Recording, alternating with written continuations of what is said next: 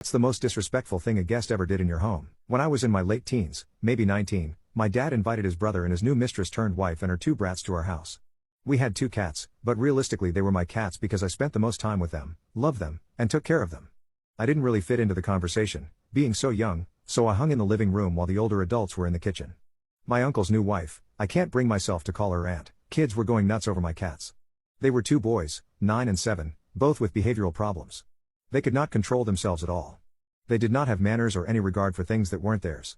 So I resigned myself to watching them, because I didn't trust the two little shits around my cats and their mom, and my uncle sure weren't keeping an eye on them.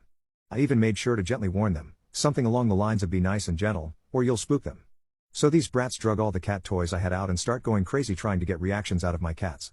Most cats don't appreciate a lot of upfront energy like that, they're not like dogs. So my cats mostly just stared in bewilderment or ignored them.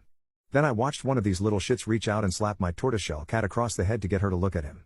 It was the 9-year-old, who damn well knew better for sure, and he didn't hold back in his swing.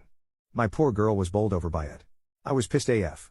I dragged him up off the floor and told him to leave my cats alone, then effectively banished him and his brother to the kitchen for their lousy guardians to watch them.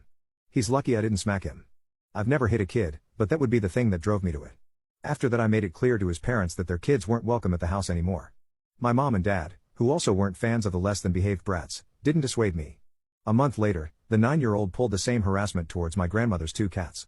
Her orange tabby, a sweet little shy girl who was nervous around almost everyone, was terrified out of her mind because the 9-year-old was chasing her around my grandparents' house. Room to room, he chased her out of all her normal hiding spots that she retreated to when she was overwhelmed.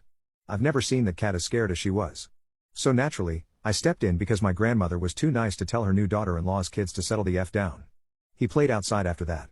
To me, there's just nothing more disrespectful than mistreating the pets of your host. Animal abuse in any form is disgusting.